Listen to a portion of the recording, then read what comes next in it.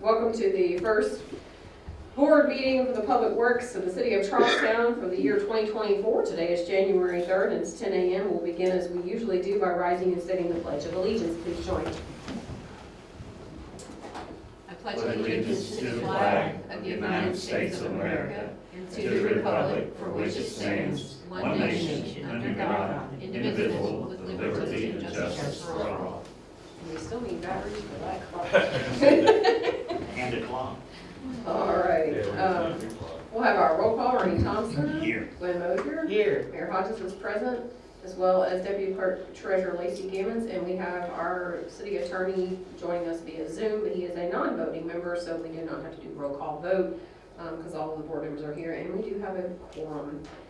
You've been presented a copy of the agenda. Would entertain a motion to approve. I'll make that motion. I have a motion from Ernie Thompson.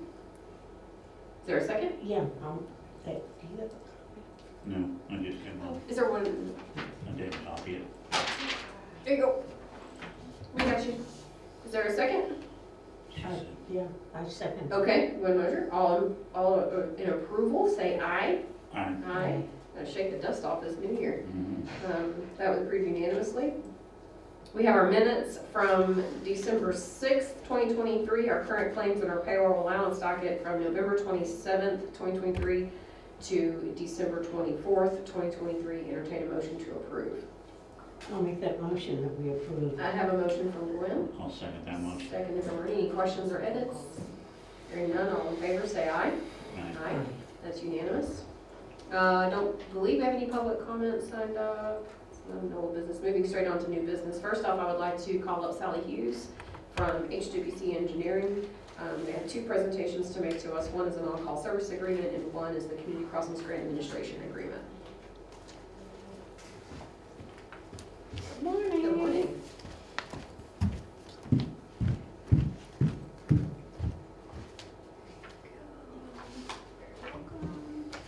you.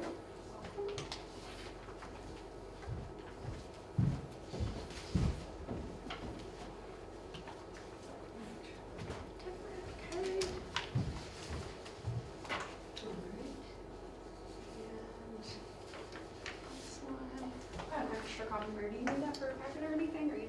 Just hold on. You just leave it at the end of the table and take care of it. I usually provide one to the attorney, but Okay. he's joining via Zoom, so maybe I'll get you to email it to him.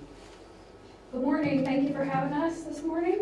What you both have here in front of you are two agreements with us. The first one is for your community crossing services. This will be for what you've already been awarded, but this would be the bid documents, the construction administration, and the closeout for your current community crossings award. This is for $22,500. And this has been reviewed by your attorney already. The second one is an on-call engineering services agreement. Basically, we can do anything you ask us to do under this agreement. If you do not engage us, we do not bill you, and we have a rate sheet attached to that. And that one's for $30,000. Harry, I had sent both of these to you by email. These were the HWC agreements. Are you good with us approving of the board? Yeah, Judge, yes, Mayor, I responded back. I think I said judge, didn't I? Yeah, you did. It's okay. That's for that future career. I don't know why I did that. But anyway, yes, I sent an email back confirming all that, and there was some question that we had, but I think that was resolved with an email back to me. So Great. they're fine. Okay, good deal. So we'll consider the on-call service agreement first on our agenda. So again, this is similar to what we've done with other engineering firms. It's always good to have a variety of people on depending on their expertise. And so again, it's a $30,000 lump sum, but it's only used, they only draw on it as we engage their services. So we use these for situations that arise in the city that require engineering review. It could be something as simple as, sidewalk plans, drainage issues that pop up, reviewing different kinds of documents that are submitted for work, those types of things. Again, it's only drawn upon when we engage them for it. So I would entertain a motion to approve the HWC Engineering on-call service agreement. I will make that motion. I have a motion from Ernie Thompson, And I will second that motion. seconded by Gwen Moser. Any questions on this agreement for Sally? Hearing none, all in favor say aye. Aye. Aye, that's unanimous. And then the second one is the community crossings, so we did receive an award for community crossings in the latest round that we applied for. We announced at the end of the year. There is a time schedule that is associated with this. In order for us to meet the grant agreement with the state on this, we have to get this bid package out quickly. I think we have the bid opening as a part of this on which day? February opening on, It is, I do not have my calendar with me, is it okay? I can't remember, it wasn't opening on February 7th, was it? It was the second meeting of February? I believe so. I believe so. She had a calendar set up, so we do have to have all of this done by a March deadline. One of the benefits that I like about having HWC take over community crossings grant management is Katie, who's actually looking at these dates for us right now. And Katie previously was with NDOT, and I knew her through that, and so I think it's great that HWC has her on board. I think that's a strength for helping us manage this program. Bid opening Wednesday, February 7th at 10 a.m. Okay, so the bid opening will be at our February 7th meeting, if we approve this. So with that said, I would entertain a motion to approve this community crossings grant administration agreement with HWC in the amount of $22,500. It's a not to exceed fee. Yeah, I'll make that motion. We approve this. Motion by Gwen Moser, second by Ernie Thompson. Any questions? Hearing none, all in favor say aye. Aye. That's unanimous as well. We get these executed for you, Sally. Thank you, ladies and gentlemen.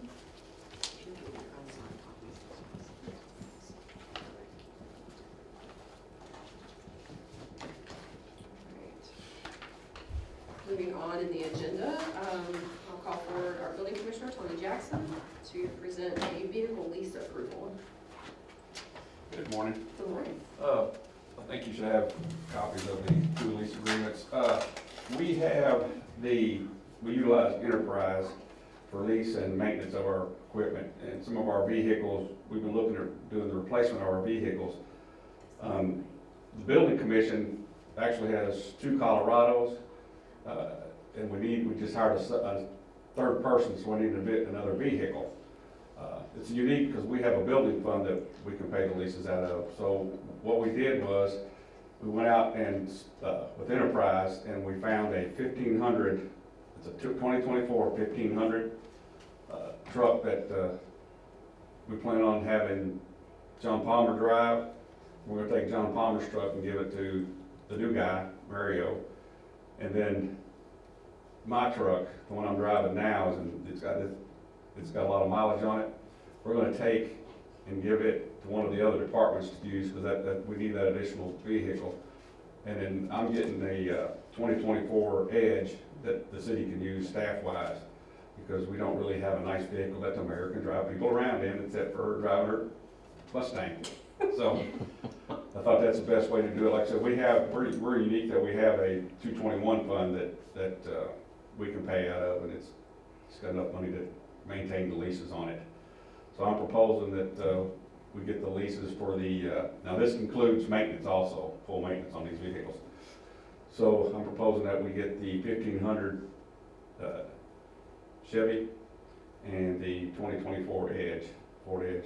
Okay, so the 1500 Chevy Silverado will be a total monthly rental or lease agreement of $980.67. Yep. And then the Ford Edge would be $1,005.01. Correct.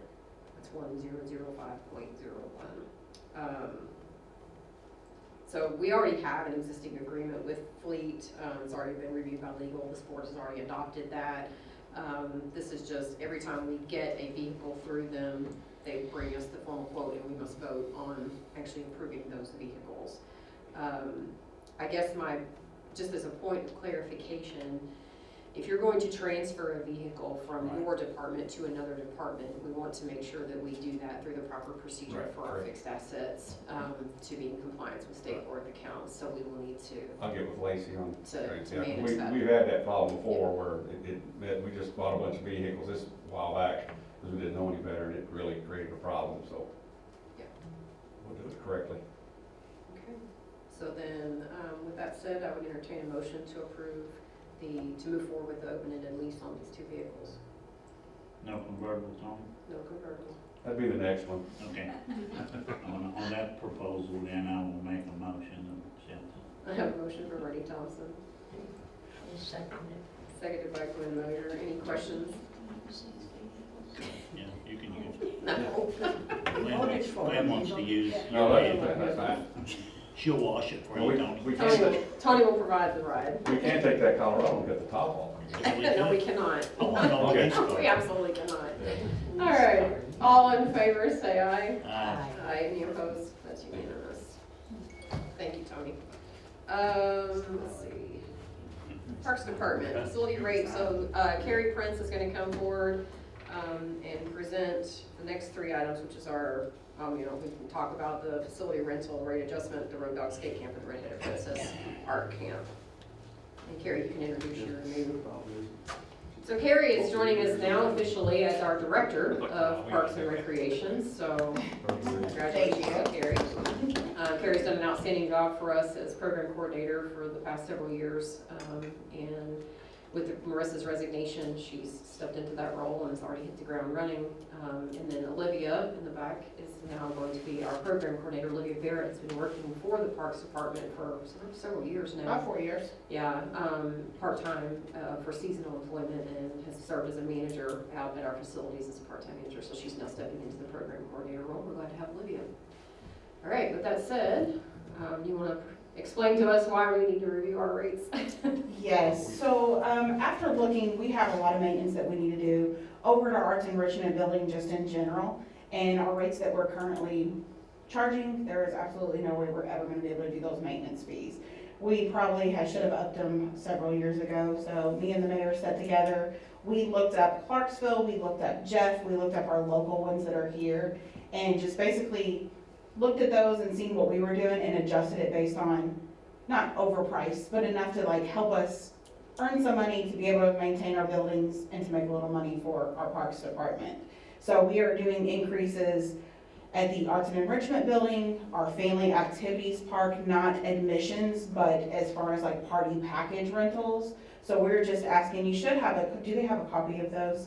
A copy of those rate increases. So we're just asking today for those to be approved. So going forward as today on, that those are the new rates that we can charge people. So I'll go over those just so that it's all clear. So another part of when Carrie and I were sitting down and talking, when she brought this to me was not only looking at comparable rates for facilities. So for example, in town, we looked at the Venro venue. We looked at rooms available at the Wilson Education Center. We looked at rooms available at the library. We looked at rooms available at Cobblestone Inn, rental, all the places where you can rent a room for something. We looked at the size of the space we offer, the features of the space we offer, in addition to those other communities as well. So trying to keep it comparable. But we also changed up the way that we're doing the packages because we feel like we can get more use of the building by doing it this way. So previously with the Arts and Enrichment Center, and Carrie, if I misstate something, correct me, but Arts and Enrichment Center, we used to only offer 2 rental options, where currently you can only rent either half of it, which is the dining room side with the kitchen,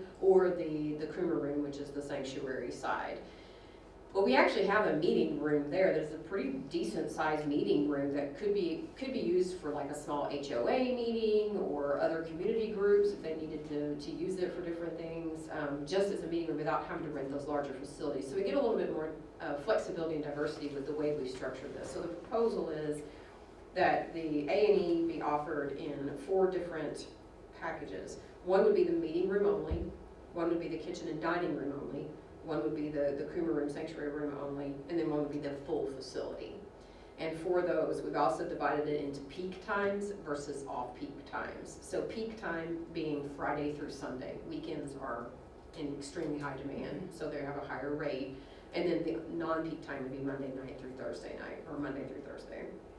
So the meeting room alone, Friday through Sunday would be $50 for all day. And then the off-peak would be $25 for all day. If you want half day, those would just be cut basically in half. So Friday through Sunday peak time, $25, Monday through Thursday, $15 for half day. And all of them, except for the full facility, come with a half-day option. So for the kitchen dining room, the all-day rates would be peak time $300, off-peak time $150, half-day $150, off-peak time half-day $75. For the Coomer room, all-day, peak time $300, all-day non-peak time would be $150, and then half those again, Friday through Sunday, half-day $150, Monday through Thursday, half-day $75. And then for the full facility, and this is the biggest change, I think, for the full facility, we're going to $500 for all day. Where I think previously it was $300. We were at 300, yes. But this is a whole facility with tables and chairs provided. The full sanctuary side. This is the kitchen with ice maker and all of the kitchen utensils, the dining room area. Yeah, I mean, you can go The there. stage. I mean, it's usually all day rentals include things like weddings, those kinds of things. So, and those would be all day rates of $500 in peak time and then $250 for off peak time. On the family activities part, we did something similar where we divided it up into, first off, our admission stays the same. We're still only charging $5 for ages 2 and up. That did not change. Our birthday party packages, there's still 3 packages. They're the same breakdown. So we have the package with up to 10 wristbands, the package with up to 20 wristbands, and the package up to 30 wristbands. The costs respectively are $120, $180, and $300. And then the full rental. Now this is a significant change because we've added the depot hangout, and so that's another use of, that's another added feature. So this gets a little more complicated because our peak season is June, July, August, and September, and during that time we're only going to allow the full rental on Monday, Tuesday, and Sunday nights from 6 to 9, and that is to make sure that our kids in the community have access to their facility, especially the teens. Since we're building them a teen hangout, we did not want to restrict their ability to use that hangout. So Monday, Tuesday, Sunday nights are the rental options from 6 to 9, and that full facility we rent for $1,000. The depot is not available for rentals on Wednesday, Thursday, Friday, or Saturday nights. Those are for the teens. And then off-season private rentals, this would be March through May, and then September through early November would be half of because it's an off-season rental, and the splash pad is not operating during that time, so that would be a $500 rental. And then if somebody wanted just the depot in an off-season rental, that would be only $200. And then we're also changing our employee rental. So this is the last portion of this that is pretty significant. So previously, up to this point, we have allowed employees to have 2 free rentals a year of any facility. Last year, we made an adjustment where those had to be private rentals because we had a situation where people were loaning their free rentals to public groups, and it was creating a situation where staff was having to come in and work for those private rentals. But as we're reviewing this, it's become even more of a problem because we have over 50 staff members. And if all 50 staff members get 2 free rentals of all the facilities, then suddenly we make no revenue at all off of rentals, because if everybody decides to use it, it's filling up the calendar to the point where we can't use it, especially during peak times and peak weekends. And so Carrie and I sat and talked about it. We talked to the clerk treasurer staff as well to get kind of historical, like how things have been done in the past, and we feel like collectively a fair approach to employee rentals would be 1 free party room rental a year, and then 50% off of all other rentals. So an employee cannot rent a full facility for free. So they cannot use the entire A&E or the entire family activities part for free, but they still could get a 50% discount for that, and then get 1 free party room, whether that's a party room at the A&E if they just need half of it, or at the family activities part, they do get 1 free per year. So that would be the amended. The exception is that our employees who have already reserved at this point for next year, there are a few, not many, that have reserved for next year. Yeah, a handful. And then anybody that we have an existing contract with already for next year, they would be grandfathered in at the previous rates. I felt like that was only fair. Yeah, because we started booking, I would say, in October for 2024 already. So some of our calendar is already full. So But if we can get ahead of it now, then those other ones we can start. So if this making board that approves these rates today, anybody that already has an existing contract with us, a signed existing contract, we would honor their rates for the contract they signed. So that said, I would need a motion to approve the new rate structure. I will make that motion that we approve this. A motion for Restructure. structure. Yeah. I'll second that motion. Seconded by Marie Thompson. Any questions for us on this? How come there's not an earning? Let's see, we got those porta pots out back here. Oh, yeah. Parking lots are earning parking. And I want to commend Carrie for the amount of research that she did on being fair and finding all this and looking at the revenue analysis on all this as well, so. All in favor, say aye. Aye. Aye. Aye, that's unanimous. And I think you got a couple of camps for us to present. I do. So we are going to, again, this year, kind of take a couple camps that we did for 2023 that went over really well, sold out everyone. We're gonna do a couple of them already. So we'll start with the Redheaded Princess Designs. She is the one that does our paint classes for us. We do like a summer, spring, fall, winter. We've actually added a couple more, so she's gonna do a total of 6 this year for us. A couple of woodworking classes, we're painting like door hangers and different things, and then our standard paint classes on Sundays. So basically what I'm asking is the same contract, all we did was change the dates versus last year that Perry approved for us. So what it is, I'll just read it. Redheaded Princess Designs will be hosting paint classes in partnership with the city of Charlestown. Paint classes and workshops will range from $25 to $40 depending on the paint class that they signed up for. Payments will be collected by the city of Charlestown and Parks Department and then given the check to Redheaded Princess Designs. So it's the same way, we create a job form, they get online, they sign up for the classes they want, and then we turn around and disperse that check to her based off of the people that signed up. And this is a vendor we've worked with before. She's given us her Yeah. independent contractor waiver of workers' compensation and her W-9. Yeah, she has It's the everything. same style of contract that we've used in the past, legal. And her first class is February 4th, so as soon as this gets approved today, Brian is ready to drop that online, so her first class for Valentine's Day. So we're going a little bit out of order of the agenda. So moving down to item F under new business, Redheaded Princess Art Camp, I would entertain a motion to approve. I'll make that motion. I have a motion from Marty Thompson, And I will second that motion. seconded by Gwen Mosier. Any questions for Carrie? All in favor, say aye. It's unanimous. Now, Road Dog Skateboard Camp. So this one, we did this last year. We partnered with Road Dog Skate Camp. They did a skate camp for us out at our family activities park. It went over really well. So we reached out to him again, and he is going to do a 2-day camp during spring break on March 25th and March 26th. The first day, they will actually be at the family activities park at that skate camp. The second day, they're going to travel to a local skateboard camp and kind of go outside and meet some other skateboarders. It is a 2-day, full-day camp, 9 a.m. to 5 p.m., and the cost will be $60 a child. And that will be also collected through us, and then a check will be sent out to Road Dog Skate Camp. And I have his insurance and his W-9 and the contract signed. Okay, awesome. Entertain a motion to approve the contract or the agreement for the camp for the 2024 Road Dog Skate Camp. I'll make that motion. Motion by Ernie Thompson, And I will second that. seconded by Glenn Mosier. Any questions? This was well attended last year, but I remember there having to be a rain date. So we did he do have a rain date. contingency for that this time? He did not, because it's kind of like the way that spring break fell this week and his Right. other dates. It's basically, if this gets rained out, we will just have to give money back and try for a summer camp. Okay, But, yeah, we actually sold out of it last year, and then we had to move it because of rain Right. dates. So then a few kids couldn't come because of the spring break. They had already had like family vacations. Sure. But we're hoping this year the weather will cooperate a little bit better for us. so, if there are no other questions, entertain a motion to, oh, sorry, I already had the motions. Call for the vote. All in favor, say aye. Aye. Aye. Aye. That's unanimous. All right, thank you. Thank you. All right, I think that concludes all of our business for the day, so if there is nothing further, I would entertain a motion to adjourn. I'll make that motion. Have a motion from Ernie Thompson, And I will second seconded by Gwen Mosier. All in favor, say aye. Aye. Aye. Aye. We are adjourned. See you at 10 o'clock on the 17th.